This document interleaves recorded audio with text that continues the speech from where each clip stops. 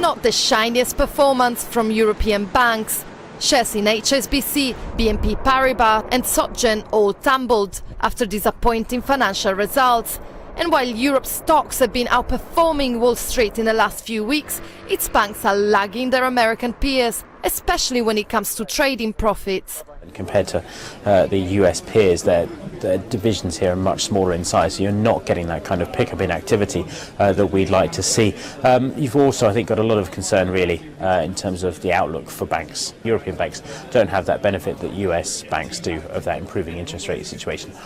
HSBC posted a surprise 4% fall in first quarter pre-tax profit.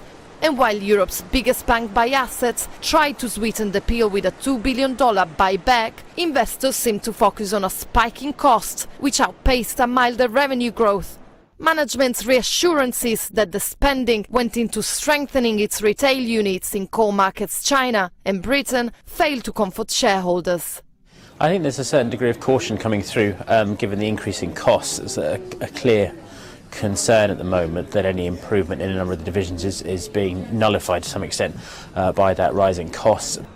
BNP Paribas' quarterly net profit also slid on trading weakness in Europe, with a sharp fall in fixed income more than offsetting higher revenue from equity. SocGen did better on the profit side with a 14% first quarter rise, but missed on revenue, with investment banking a weak spot. Shareholders were also spooked by a top management reshuffle right in the middle of delicate discussions with US authorities over litigation issues.